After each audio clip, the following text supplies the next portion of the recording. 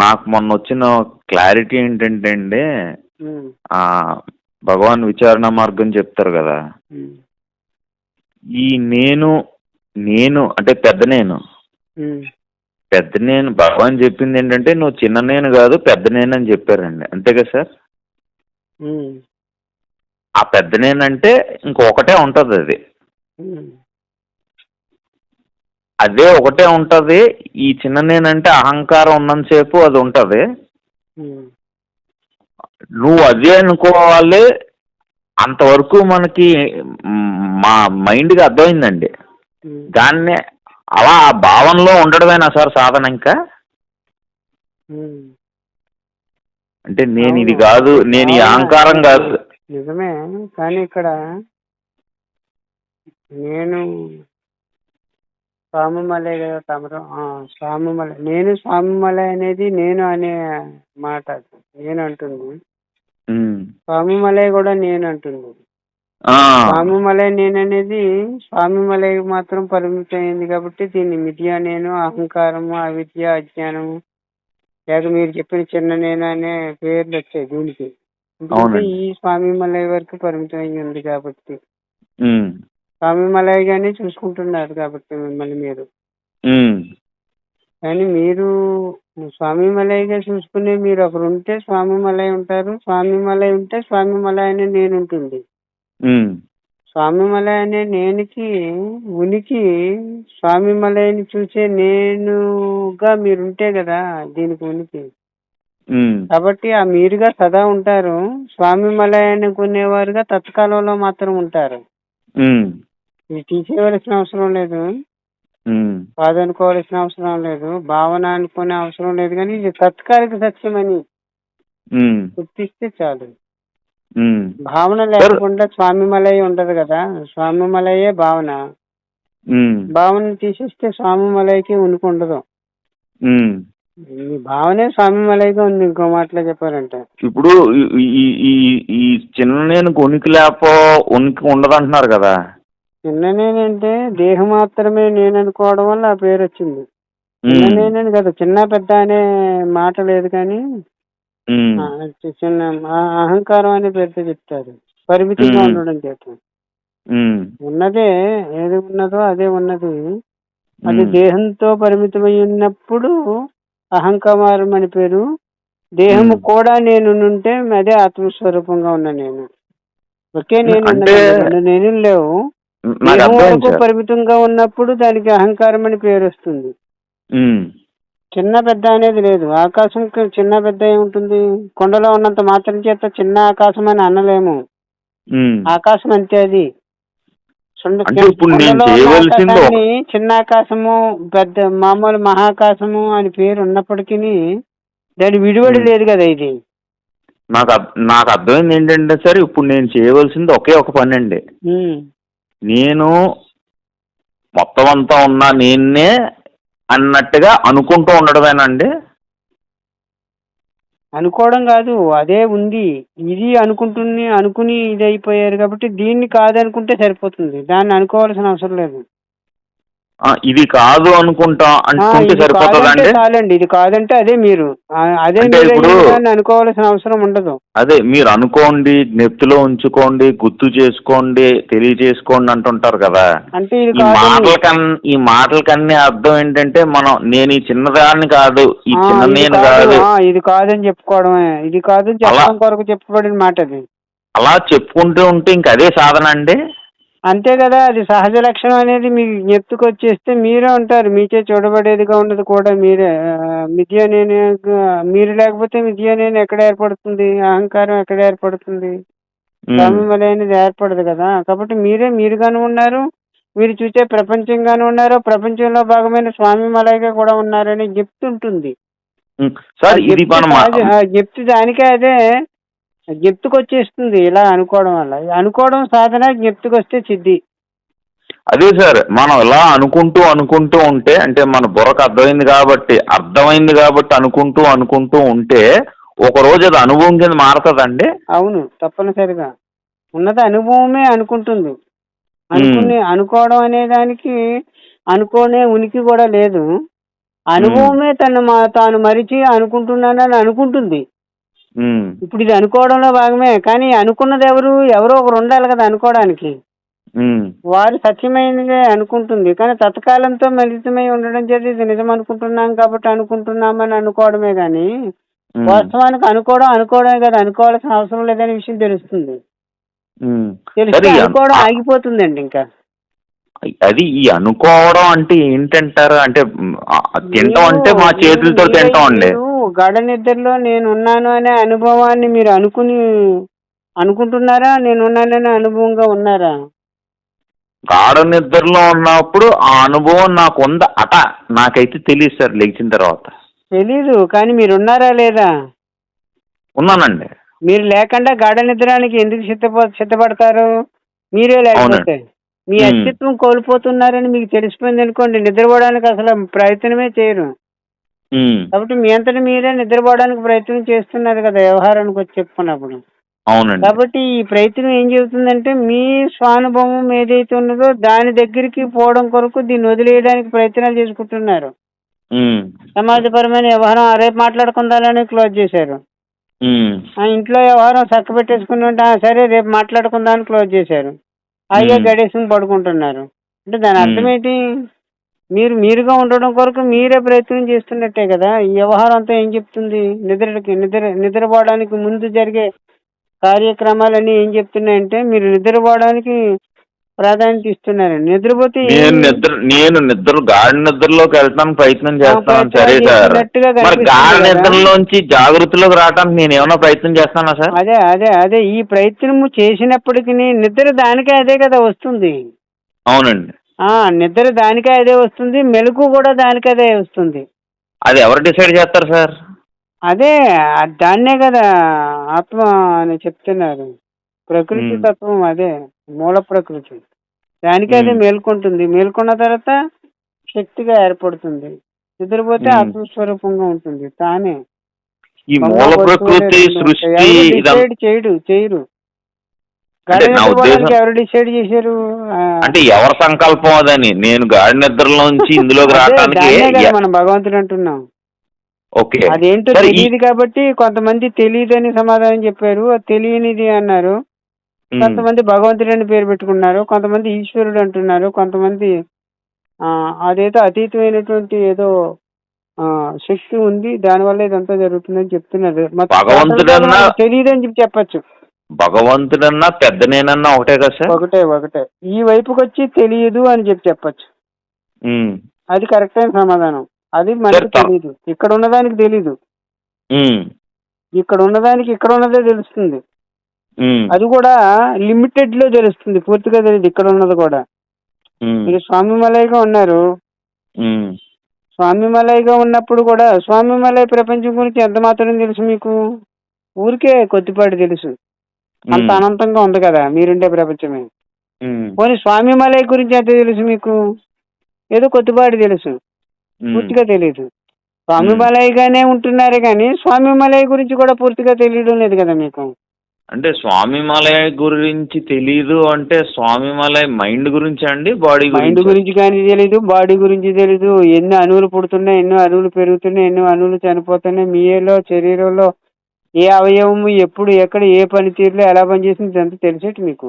నాకు తెలియదండి. కానీ మీరు కానీ అనుభవిస్తున్నారు కదా స్వామిమలైని. అవునండి. అట్లా అనమాట. తెలియవలసిన అవసరం లేదు. తెలియకపోయినా జరుగుతుంది కదా అదంతా. అవునండి. తెలుసని ఎట్లా చెప్తాం? తెలియదని చెప్పచ్చు అంటున్నాను. అందు గురించి మనకు తెలియదని చెప్పడమే సరైన సమాధానం. కానీ తెలుసని ఎట్లా చెప్తారు? తెలిసింటే మీకు అన్నం తినే వరకు తెలుస్తుంది. తిన్న తర్వాత ఎలా జీర్ణం అవుతుంది తెలియదు. ఎలా రక్తంగా మారుకుంటుంది తెలియదు. ఎలా నాడుల్లో ప్రవహింపజేస్తుంది తెలియదు. దానికే అది జరుగుతుంది. ఎవరు ఫిల్టర్ చేస్తున్నారు తెలీదు. ఫిజికల్ గా తెలుస్తుంది. ఫిజికల్ గా తెలిస్తే క్షేమం అయిపోయిన తర్వాత ముద్దలు కదా జీవిస్తున్నారు మనకి ఇలా ఉంటుందని. వర్క్ చేసేటప్పుడు తెలియడం లేదు. ఏదో శక్తి ఉండి పనిచేస్తుంది ఆ పరికరం ద్వారా. సార్ ఆ శక్తి మీరన్న మూల ప్రకృతి అది కూడా మన ఆ పెద్ద నేనులోంచి వచ్చినాయి కదా సార్? అవును. అదే గాఢ నిద్రగా ఉన్నప్పుడు ఒకటిగా ఉంది. మేల్కొన్న తర్వాత తన శక్తితో కలిపి ఉంది. అక్కడ శక్తిగా ఉండదు, కేవలతత్వంగా ఉంటుంది. శక్తిగా ఉంది కాబట్టి తనను తాను ప్రకటించుకోవడానికి అవసరమైనదిగా ఉంది. తను ఉమ్, తాను గుర్తించడానికి, తను తాను ప్రకటించుకోవడానికి ఉమ్, అవకాశం నాది కలిగిన నేనుగా ఉందన్నమాట అండి. ఉమ్, తాను తనచే ఏర్పడిన ప్రపంచం రెండు ఉమ్, కలిగినదిగా ఉంది ఇక్కడ. ఉమ్, అంటే తనతో సహా సకలాన్ని తాను సృష్టించి తానే చూస్తుంది ఉమ్, అని ఎరుకుంటుంది ఇక్కడ మేల్కొన్న ఉమ్, తర్వాత. అక్కడ అది కూడా ఉండదు. ఉమ్, ఉమ్. కేవలతత్వంగా ఉండడమే. దానికి ఈ వైపుకి వచ్చి మనం గాఢ నిద్ర అని పేరు పెట్టుకున్నాం. అంటే ఇప్పుడు వాస్తవానికి అది ఏదైనా, మనకు తెలియదు. ఇప్పుడు ఇప్పుడు ఈ ప్రాణం అన్నా జడ వస్తువు అయినా ఏదైనా కూడా ఆ పెద్ద నేనులోంచి వచ్చిందే అండి. అవును. పెద్ద ఉమ్, నేనంటే ఆత్మస్వరూపం అని, ఆత్మ అని, ఉమ్. అంటే అంటే అంతరిక్షంగా ఉన్నది అని పెద్ద నేనంటే. అదే నేను ఈ చిన్న నేను కాదు, నేను ఆ పెద్ద నేను, ఆ పనులు అయ్యంతా నేను దీనికి కర్తను కాదు, అలా అనుకుంటూ అనుకుంటూ అనుకుంటూ పెద్ద ఉండగా ఒక నేనంటే రోజు. దానికి దానికి తను తాను మేల్కొన్న తర్వాత తన గురించి తాను నేను అని ప్రకటించుకుంది కాబట్టి ఈ పేరు పెట్టాను దానికి. దానికి పేరు ఇది, అది కూడా కాదు. ఉమ్, నేననేది తను తాను మేల్కొన్న తర్వాత తను తాను నేనని ప్రకటించుకుంది కాబట్టి ఈ నేను అనే పేరు దానికి పెట్టాం, నేనని. ఉమ్, ఉమ్, ఉమ్. దాని ప్రకటనను గుర్తించి ఆ ప్రకటనకు ఉన్న నేను అనే ఆ పేరు తనదే అని పెట్టాం. కానీ అది కూడా తన పేరు మాత్రమే. అది కూడా మనం ఈ వైపుకి వచ్చి చెప్పుకున్నాం. అది పేరేండి, కూడా కాదు. నేను అనేది కూడా పేరే. అంతే, అది ఈశ్వరుని పేరు. నేను ఉమ్, అనేది ఈశ్వరుని పలుకు. ఉమ్. ఇప్పుడు అయామ్ అని పలుకుతుంది ఇంగ్లీష్ లో. అంటే ఏదో పెట్టగంటే కూ కూ అని పలుకుతుంది, కాకిగా సం- ఉంటే కావు కావు అని పలుకుతుంది, పట్టగా ఉంటే సంస్కృత నేను నేను అని పలుకుతుంది. సంస్కృతంలో అహం అహం అంటది. సంస్కృతికంగా ఉంటే తాను అహం అహం అని పలుకుతుంది. టోటల్ గా తాను పలుకుతుంది కదా. ఇవన్నీ ఆ పేర్లే. ఆ పలుకును గుర్తించి దానికి నేనని పేరు పెట్టుకున్నాం ఈ వైపుకి వచ్చి. ఉమ్, వాస్తవానికి అది కూడా కాదు. ఉమ్. అదేలేండి, పేరు ఉంటది, పేరుని బట్టే కదా మనం బయటికి ఇంకొకరితో మాట్లాడు. అంటే చెప్పుకోవాల్సి వచ్చింది ఈ మాట. ఉమ్, ఉమ్. దాని అదే పేరు సార్. అది. అదే ఆ అది అంటే అది ఇక్కడ అదే ఉన్నది రెండేళ్ళు. మొత్తం అంతా. పెద్ద చిన్న అనే గొడవ లేదు. ఆకాశం ఎలా ఉంది? ఈ సృష్టిలో రెండు ఆకాశాలు ఉంటాయా? ఉమ్, ఉమ్, అలాగా ఉమ్, ఆ సృష్టికి ఆధారమైన పరతత్వమే ప్రస్తుతం మనకు అందుబాటులో ఆకాశంగా ఉంది. ఉమ్. ఈ అహంకారం అన్నా మనసు అన్నా ఒకటే మీరు కదా పెద్ద సార్. నేను అనుకోవడం కంటే మాటిమాటికి ఆకాశమే ఆకాశంగా ఉన్నది అదే అని చెప్పేసి అనుకోండి. ఆ పరతత్వమే ఇప్పుడు ఆకాశంగా ఉంది. ఉమ్, ఉమ్, ఇప్పుడు ఆకాశంలోనే ఉంది కదా మాట్లాడుకుంటున్నాం మనం ఉమ్, ఆకాశం గురించి. ఉమ్. ఆకాశంలో ఉందా సార్ ఆకాశమేనా అది? ఆకాశముగా ఉన్నది తానే. ఉమ్. తాను లేకపోతే మరి ఆకాశం ఎక్కడ ఉంటుంది?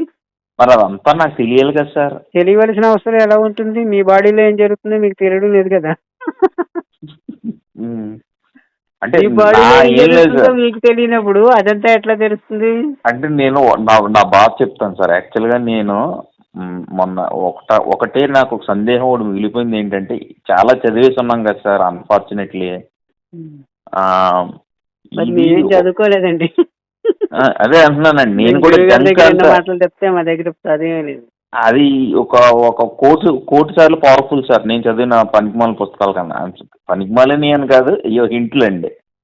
ఆ, ఏం లేదు సార్. అంటే ఈ ఈ ఈ నేను మీరు అంటున్న ఆకాశం కావచ్చు, పోనీ ఇంకా డైరెక్ట్గా సచ్చిదానందం అనేద్దాం సార్. అదే అదే సచ్చిదానం అంటే దానికి ఆల్రెడీ ఋషులు పేరు పెట్టేది. సచ్చిదాకాశం అని పేరే ఉంది దానికి. ఆ, చిత్ అంటే జ్ఞానం అండి. జ్ఞానమే ఆకాశంగా ఉందని.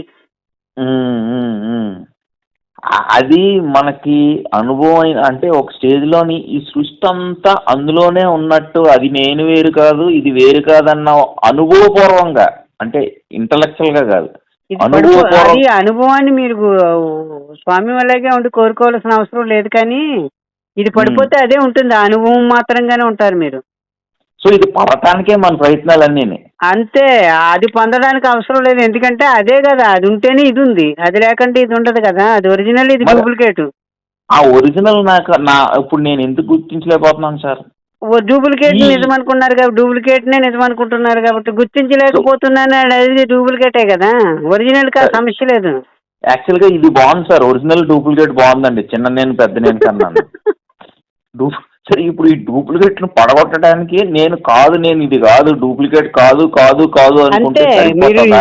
ఇది డూప్లికేట్ కాదని కూడా అక్కర్లేదు, ఇది డూప్లికేట్ అని గుర్తిస్తే చాలు.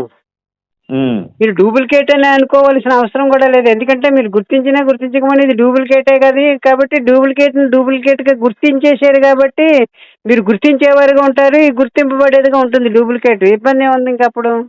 అదే అంటున్నానండి, ఇప్పుడు తినడం అంటే చేతితోటి ఇలా తీసుకుని నోట్లో తీసుకొని పెట్టుకోవడం, వెళ్తాం కానీ గుర్తించడం అంటే ఏంటి, అనుకోవడం అంటే ఏంటి? అదే డూప్లికేట్గా గుర్తించారు కదా. ఈ అనుకోవడం అనేది మన చిత్తులో జరిగేదే కదా సార్, తెలుస్తుంటది మనకు అది కాదని. మరి అనుకోవడం కానీ అనుకోకపోవడానికి కానీ జ్ఞానం ఉండాలి కదా, జ్ఞానం లేక జ్ఞానాజ్ఞానములు రెండూ లేవని చెప్తారు భగవాన్. జ్ఞానాజ్ఞానములు రెండు జ్ఞానములోంచి వచ్చాయి, ఉన్నది లేక ఉన్నట్లు తోసు జ్ఞానం ఉండగలదా అంటున్నారు భగవాన్.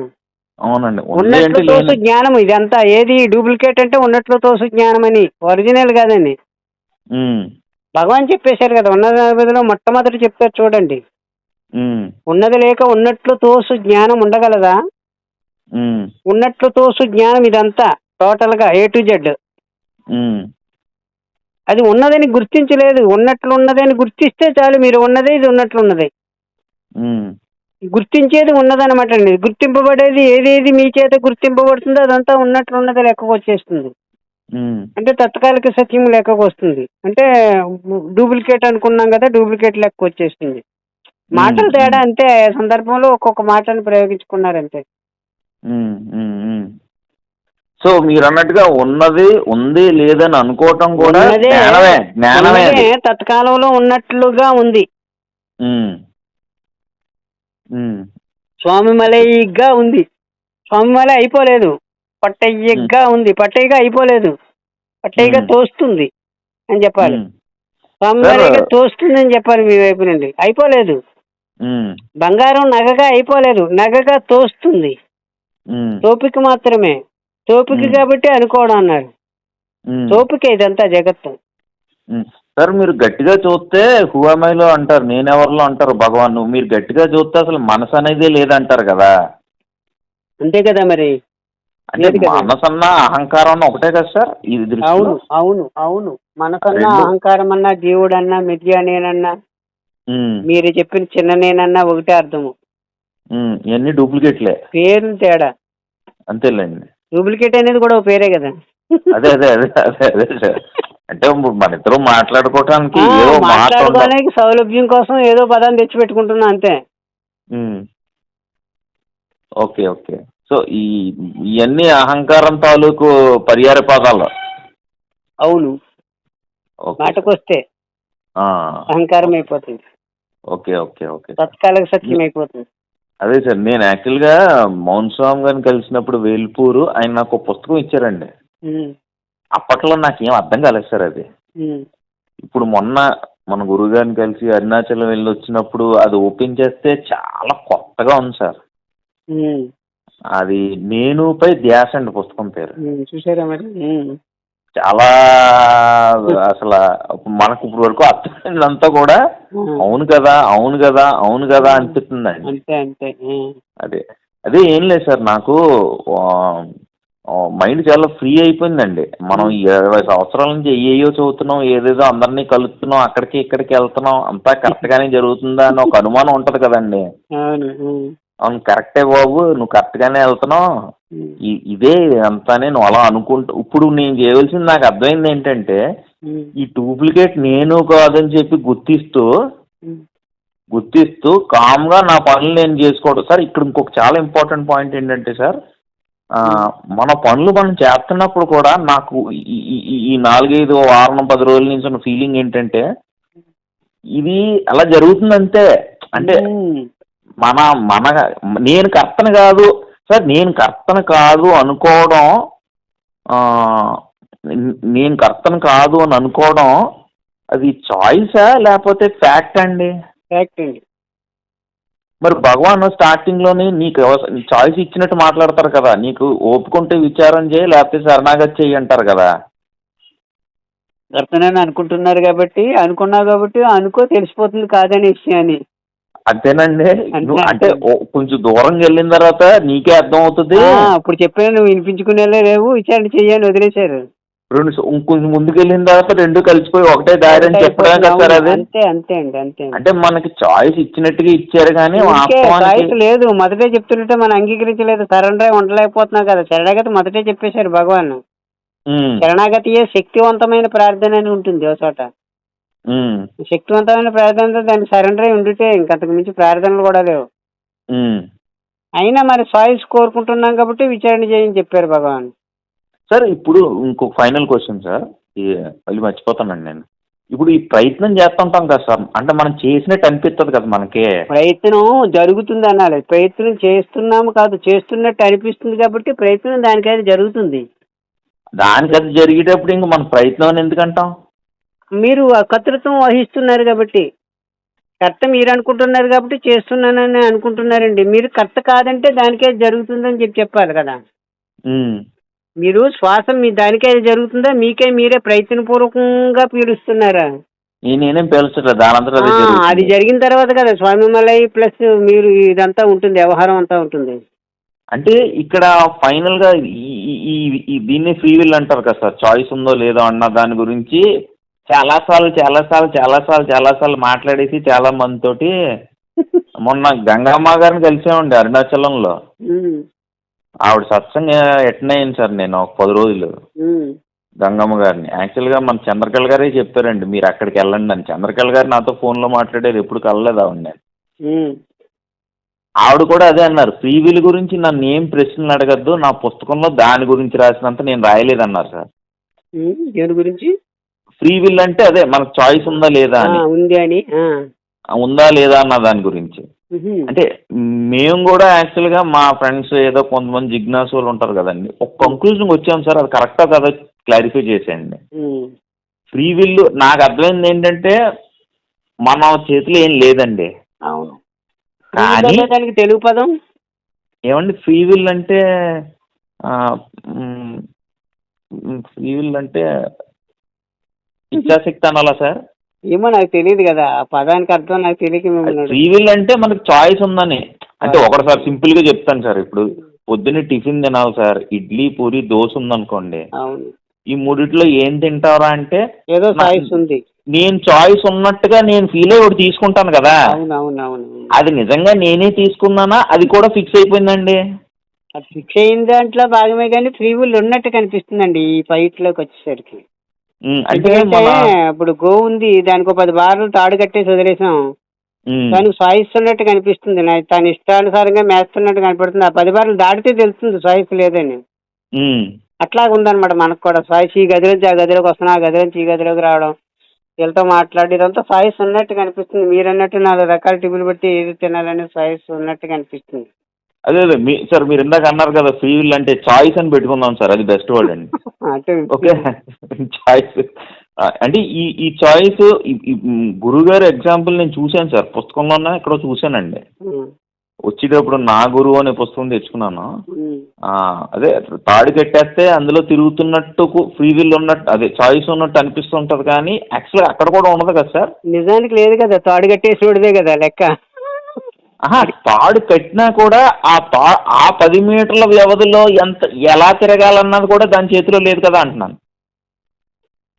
దాని చేతిలో ఉన్నట్టు భ్రమని కల్పించింది తానే, ఈశ్వరుడే. అదే మీకు వ్యవహారానికి కారణమైంది. ఆ భ్రమ తీసేస్తే ఇది ఉండదు, సృష్టి ఉండదండి. అంటే ఇప్పుడు మేము వచ్చిన ఒక కంక్లూజన్ తప్పని అర్థమవుతుంది సార్. మేము ఏమనుకున్నాం అంటే లిమిటెడ్ చాయిస్ ఉంటుందని. ఎందుకంటే ఇప్పుడు మన శరీరం తీసుకోండి, గుండె ఎలా కొట్టుకోవాలో మన చేతిలో ఉండదు, లేదు కదా. చెయ్యి ఎత్తడం మన చేతిలో ఉంది. అవును.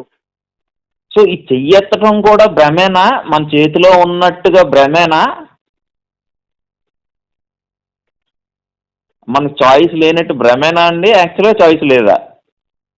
రెండు ఏకకాలంలో ఉండవు కదా. భ్రమ అంటే మొత్తం భ్రమే, సాయిస్ అంటే మొత్తం సాయిసే ఉండాలి. కొంత సాయిసి కొంత భ్రమకి కలిపి కలగలమని చేసి మాట్లాడుకుంటున్నాం మనం. అంటే మనం మనం మనం దాన్ని ఏం చేస్తుంటే తార్కికంగా చూస్తున్నాం దైవీ శక్తిని. అంటే మన మేధాశక్తితో కొలమానం చేయడానికి ప్రయత్నం చేస్తున్నాం. మేధాశక్తికి అందదు ఎలా కొలుసుకున్నా సరే. ఉమ్. కాబట్టి ఉన్నట్టు కనిపించే లేనిదని చెప్పాలి. ఉన్నట్టు కనిపించే లేనిది. ఓకే. లేదు, ఉన్నట్టు కనిపిస్తుంది. అంటే నేను చాయిస్ ఉన్నట్టు కనిపిస్తుంది, నిజానికి లేదు. జగత్తు ఉన్నట్టు కనిపిస్తుంది, నిజానికి జగత్తే లేదు. ఇంక చాయిస్ మాట దేవుడు ఎరుగు. యాక్చువల్గా నేను ఈ ప్రశ్న మిమ్మల్ని ఊరుకునే అడగట్లేదండి. అసలు ఆ చాయిస్ కూడా మనకి లేదనుకుంటే చెయ్యి ఎత్తుతున్నట్టు అనిపిస్తుంది, కానీ యాక్చువల్గా చెయ్యి ఎత్తించేవాడు కూడా ఆడే. అంటే శక్తి కాదండి, చాయిస్. ఇప్పుడు ఎత్తాలా చెయ్యి, ఇప్పుడు ఎత్తాలా లేదన్నది కూడా ఆయనే అని అర్థమైపోయింది అనుకోండి సార్. దాంట్లో సూక్తి ఉంటుంది, సృష్టిలో ప్రతి కదలిక భగవంతుడితే, నేను కదులుతున్నానని అనుకుంటున్నామని ఉంటుంది. అది అర్థమైతే ఇంకా పూర్తి శరణాగతికి వెళ్ళిపోద్దామనండి. పూర్తి శరణాగతి. ఇప్పుడు ఈ తెలిసిన వాళ్ళందరూ పూర్తిగా చెందిన వారే. భగవాన్ పూర్తి శరణాగతి చెందారు కాబట్టి భగవాన్ అని పిలుచుకుంటున్నాం. ఇక్కడ ఉండరు, అప్పుడు వ్యక్తి ఉండడు, భగవానే ఉంటుంది. గురుగారు పూర్తి సరెండర్ అయిపోయారు కాబట్టి గురువు అని పిలుచుకుంటున్నాం, సద్గురువు అని. అక్కడ వ్యక్తి ఉండరు, సాక్షాత్తు సద్గురువు ఉంటుంది. పూర్తి శరణాగతి చెందడమే శరణాగతి అవుతుంది. ఈ మాటలన్నీ కలిపి మందేమీ లేదని ఊరక ఉండిపోతారు మీరు. అప్పుడు అసలు ఊరక ఉండడంగా మీ స్వానుభవంగా ఉంటుంది. ఈ చాయిస్ లేదనే విషయం పూర్ణంగా తెలియడమే. కర్తను కానను ఎరుకు కలుగుటే అనిలాచల అంటారు. అది తలచినిచో, అది తలుస్తుంది అప్పుడు. అంటే మీరు అసలు నేను అన్నారు కదా, ఒరిజినల్ అది. సరే, మీ ఒకసారి అది తలిస్తే మీరు కత్తులతో దడేలు పడిపోతుంది. అప్పుడు మీరు కర్తను కాదని అనుకోవడానికి కూడా కర్తను కాదనే విషయం తెలిసిపోతుంది. మీరు కర్తనని అనుకోవడానికి వీలు పడుతుంది. ఇంకప్పుడు అది పడిపోవాలి దానికి. కదా, అది మనకు చాయిస్ లేదు. అక్కడ కూడా తాను కర్తను కాదు అనే విషయాన్ని కూడా తను గుర్తించడానికి చాయిస్ లేదు. కర్తనని అనుకోవడం అనేది వాడు ఇచ్చే మాత్రం చేత, భ్రమ ఉండడం చేత అనుకుంటున్నామే కానీ కర్తను కాదని తెలుస్తుంది. కానీ కర్తను కాదని ఉండడం వీలు పడడం లేదంటే అది సంకల్పం జరగలేదని అర్థం. అటువైపు నుంచి అంటే మీ మూలం నుండి అని. అటువైపు అంటే మీకు మూలానికి అటు అనే పదంతో వాడతాం. అసలు నేను సత్యమైనది బ్రహ్మము, లేక మీరు అన్న పెద్ద నేను మీకు మూలం అన్నమాట. మూలమైన పరతత్వానికి ఆ పేరు పెట్టుకున్నాం. దాని నుండి రావాలి మీకు మెసేజ్. ఇటు నుంచి మీరు ఏం చేసినా పని అవదు. నీటిండి చేయడానికి కలిపి మీకు మీరే స్టాంప్ వేసుకుంటారు. ఓకే అండి, మిమ్మల్ని అనుగ్రహించుకోవాల్సింది మీరే. మీ మూల తత్వంగా ఉన్న మీరే, ప్రకృతిలో భాగమైన మీరు కాదు. అంటే ఇప్పుడు నేను కాదు కర్తను అనుకున్న భావం కూడా కాదు, గుర్తిస్తూ చేసేస్తాను అయిపోతున్నాయి అనుకోండి, మనకి ఇంకా కర్మ కూడా అంటది కదా. ఏంటి కర్మ కూడా అంటది కదండి. అసలు స్వామి వాళ్ళే అంటున్న వారిగా ఉన్నారు మీరు ఎడంగా. ఇంకేమంటుంది? స్వామి వాళ్ళే అన్ని అంటుతాయి. అదే ఇంకా అహంకారం లేకపోతే ఇంకా జన్మలో లేదు, ఏమి లేదు అంటారు కదా. అహంకారం ఉంటేనే ఇవన్నీ ఉంటాయి, లేకపోతే ఏమి ఉండదండి. సృష్టి ఉండదు. కర్త పడిపోతే ఇక్కడ ఎవడుంటాడో వాడే కదా, వాడినే కదా మనం ఈశ్వరుడు అంటున్నాం. ఇప్పుడు ఇంకా వాడికి బంధమోక్షాలు ఏముంటాయి? వాడిచ్చే మాత్రంగా ఉంటుంది. అది వాడికి సంగతి, మన సంగతి మాత్రం కాదు. చాలా సంతోషం సార్, ఒక మంచి క్లారిటీ వచ్చేసిందండి. ఇదే కొంచెం కొట్టుమిట్లు ఆడుతుంది. ఈ చాయిస్ లిమిటెడా, లేకపోతే అంటే మీరు అన్నట్టుగానే లిమిటెడ్ చాయిస్ ఉందంటే లిమిటెడ్ అహంకారం ఉన్నట్టే కదా. అంతే కదా, అహంకారం ఎక్కడ ఉంటదండి? మళ్ళా చిన్న అహంకారం పెట్టుకోవచ్చు అన్నట్టు ఉంది. అంతే కదా, ఏదో it is black or white అంతే. ఏడవడానికి ఇష్టం లేదని అంటున్నాం. అదేలేండి, లిమిటెడ్ గా ఉందామని కానీ ఆటో సాగడం లేదు దాని దగ్గర. అంతా దానికి సరికే జరుగుతుంది, మనకి లిమిటెడ్ గా కూడా లేదు. అహంకారం యొక్క చేస్తే సందేహమే లేదు. పట్టి గారు, ఇంకొక విషయం సార్, ఈ కనిపించి సృష్టి అంతా కూడా నీ నీ నీ మనసులో ఆలోచనలు అంటారేంటి సార్? అది ఎలాగండి అర్థం చేసుకోవడం? నీ అనే మాట స్వామి మలైకి చెప్పింది కాదు. స్వామి మలైకి మూలమైనటువంటి తత్వానికి కూడా మనసు అనే పేరు. దాని ఆలోచనే సృష్టి, అట్లా చెప్తారు. ఎలా సార్? స్వామి మలైకి మూలతత్వంగా ఉంది కదా, ఒరిజినల్ మూలతత్వం అక్కడ మనస్సు అని దాని ఈశ్వరుని యొక్క శక్తి పేరు కూడా మనస్సే. అంటే మాయాశక్తి అండి. మాయాశక్తి అంటే ఈశ్వరుడికి మనస్సు అని. ఉమ్. ఈశ్వరుని మనసునే మన మాయాశక్తి, మాయా అని పేరుతో పిలుస్తున్నాం. అంటే దాని అది యొక్క సంకల్పమే సృష్టి. ఆ ఈశ్వరుడికి ఆ మనసునే ఈశ్వరుడు అహంకారం అనొచ్చా? ఈశ్వరునికి అహంకారమే కదా, ఈశ్వరుడి అహంకారమే సృష్టి. అనంతమైన అహంకారమే ఆత్మస్వరూపం, పరిమితమైన ఆత్మస్వరూపమే అహంకారం. ఉమ్. అది అహంకారమే అనంతం అయిపోతే ఈశ్వరుడు అయిపోతుంది, ఆత్మస్వరూపంగా అయిపోతుంది. అది అనంతంగా ఉంది అహంకారం. అంటే ఆ ఒరిజినల్ కి కూడా అహంకారం ఉంది. ఆ అహంకారం అహంకారం అంటే వల్లనే లేదు, పరిమితమైతేనే దానికి అహంకారం అని పేరు. ఆ పరిమితం పోతే అహంకారం పైన వర్తించదు, ఆత్మస్వరూపమే. ఇప్పుడు మీ దేహం వరకే మీరు తింటున్నాను ఉంటున్నాను అనుకున్నారు కాబట్టి అహంకారం అయిందండి. ఇప్పుడు అన్ని నోరులతోటి తినేది మీరే, అన్ని చెవులతోటి వినేది మీరే, అన్ని నోరులతో మాట్లాడేది మీరే అనుకున్నప్పుడు ఇంకా అహంకారానికి అవకాశం లేదు కదా. అప్పుడు ఆత్మస్వరూపంగా ఉంది అది. అదే పరిమితం అయినప్పుడు మాత్రమే అహంకారం అనే మాట వర్తిస్తుంది. అంటే నేను ఇప్పుడు వరకు ఎక్కడ ఏది అహంకారంగా ఉందో అదే ఆత్మస్వరూపంగా ఉంది, ఏది ఆత్మస్వరూపంగా ఉందో అదే అహంకారంగా ఉంది. నేను ఇప్పుడు వరకు ఫస్ట్ టైం మీ దగ్గర విన్నానండి ఇది. ఈశ్వరుడికి కూడా ఒక మనసు ఉంటది అన్నారు కదా. ఈశ్వరుని మనసు పేరే కదా మాయ అంటే. అంటే అంటే ఈశ్వరుడికి కూడా మనసు అహంకారం ఒకటే కాబట్టి ఈశ్వరుడికి కూడా అహంకారం ఉంటది. అనంతమైన అహంకారం అని చెప్పాలి ఇది. అంటే ఇప్పుడు ఇలా చూడండి సార్, నాకు అర్థమైంది. అంటే మొన్న ఒకసారి చదివానండి, చాలా ఇంట్రెస్టింగ్ అని. అహంకార వృత్తి కూడా ఒక వృత్తే కనుక అది వస్తూ పోతూ ఉంటది అన్నారు. అంటే మీరు చెప్తుంది ఈ బ్రహ్మాకార వృత్తి, ఈశ్వరుడి అహంకార వృత్తి బ్రహ్మాకార వృత్తి అనొచ్చండి. అంతే కదా మరి. ఓకే. అహంకారం అంటే జనరల్ గా మనం మందనేసుకుంటాం, ఈ డూప్లికేట్ల అహంకారాలు పరిమితం అనుకుంటున్నారు, మొత్తం కలిపి నాదిగా ఉన్నది అంతే అహంకారమే కదా లెక్క. చిన్నది పెద్దది తేడా మీరన్నట్టు.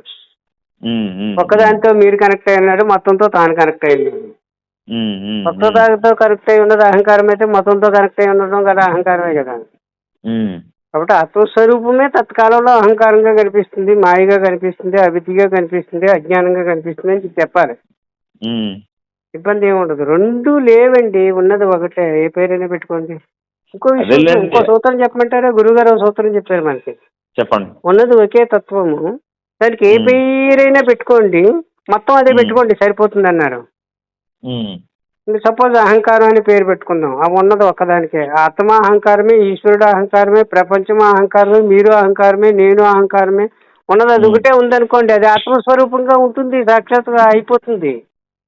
రెండో దాన్ని తీసుకొచ్చి పెడితే ఇంకొక సమస్య తలెత్తుతుంది. కానీ ఉన్నది ఒకటే, దానికి ఏ పేరు పెట్టుకుంటే వచ్చిన నష్టం ఏంటని. ఇప్పుడు నేను అరుణాచల్ నుంచి వచ్చిన రాగానేనండి ఒక ఆర్టికల్ రాసుకున్నాను సార్. నాకు ఒక బ్లాగ్ ఉందండి. అంటే నాకు అర్థమైంది, మళ్ళీ మర్చిపోతానేమో రాసుకుంటానండి నేను. అందులోని దాన్ని ఇంగ్లీష్లో రాస్తానులేండి. దట్, THAT, దట్టకి పర్యాయ పదాలని రాశాను సార్. ఒక 25 వచ్చినాయండి. సత్త నచ్చు, దాన్ని చిత్త నచ్చు, ప్యూర్ ఆనందం, శుద్ధమైన ఆనందం అనొచ్చు, సచ్చిదానందం అనొచ్చు, బ్రహ్మన్ అనొచ్చు, ఆత్మ అనొచ్చు, తెలుసుకునేవాడు అనొచ్చు, ఓం అనొచ్చు అంటారు. మరి ఏంటో తెలిసారు నాకు అది. ఓం అనొచ్చు, మౌనం అనొచ్చు, తుర్యం. సార్ ఈ తుర్యం ఒకటి సార్, నాకు ఈ తుర్యం అలా కదండి. కొంతమంది ఏమో 4 అవస్థలు అంటారు, కొంతమంది ఏమో ఈ 3 అవస్థలకి మూడు అవస్థలే, ఆ 3 అవస్థల్లోనూ తుర్యం ఉంటది అంటారు. ఈ తుర్యం గురించి మళ్ళీ మాట్లాడుకుందాం, ఇక్కడికి ఇలా ముగించేద్దామండి. ఒక కన్ఫ్యూజన్కి వచ్చిన తర్వాత మళ్ళీ తుర్యం తీసుకొచ్చి పెట్టుకోవడం ఎందుకు, కానీ దాని గురించి కూడా మాట్లాడుకోవచ్చు. అది ఊరికే అలా అంటున్నారు కానీ అదేం లేదు, ఇక్కడే ఉంది అర్థము, మీరు గుర్తించడం లేదు. మళ్ళీ మాట్లాడుకుందాం. అంటే నేను ఒక చిన్న విషయం చెప్పేస్తాను సార్ మీకు. నాకు సంస్కృతం నేర్చుకోవాలనిపించిన మోటివేషన్ వచ్చిందే అంటే ఒక 10 ఏళ్ళ క్రితం అండి. ఈ మాండూక్య ఉపనిషత్తు అర్థం చేసుకోవడానికి అండి. ఎందుకంటే నేను ఎక్కడో వింటుంటే మాండూక్య ఉపనిషత్తు ఒక్కటే అర్థమైతే ఇంక నీకు మొత్తం అర్థమైపోద్దని చెప్పారు ఎవరో. ఓహో నిజమేనేమో, అదేంటో మనం తెలుసుకుందాం అని చెప్పి సంస్కృతం చదివండి. అందులో పదాలన్నీ కూడా విడగొట్టి రాశాను సార్ నేను. నాకు బట్టి వచ్చిన ఉపనిషత్తు ఏదన్నా ఉంటే ఒక మాండుక్య ఉపనిషత్తే. సంతోషం సంతోషం. అందులో మరి జాగృత అంటే ఏంటో డెఫినేషన్ ఉంటుంది. చూద్దాం దాని గురించి పర్లే, ఇంకో సమయం పెట్టుకుని మాట్లాడుకుందాము. దాని గురించి మీరు ప్రస్తావన చేయండి, మాట్లాడుకుందాము. కానీ ఈ మధ్యకాలంలో మాట విన్నాను గురుగారి గురించి. మాండుక్యే సాక్షాత్తు నామరూపాలు ధరించి ఉందా అని మేము చూస్తున్నాం గురువు గారు అని చెప్పారు. అట్లాగ ఉందన్నమాట. అందు గురించి మీరు మాండుక్యం చదివారు, మేము మాండుక్యాన్ని దర్శించాం, మాండుక్యంతో మాట్లాడాము అని చెప్పాలి. అంటే ఒక అమ్మ అన్నారు, మాండుక్యే సాక్షాత్తు నామరూపాలు ధరించి ఉందా అన్నట్టు ఉన్నారట గురుగారు. మీరు మాండుక్యం చదవచ్చు కాక మేము మాండుక్యంతో మాట్లాడాం కదా, దాంతో దర్శించాం.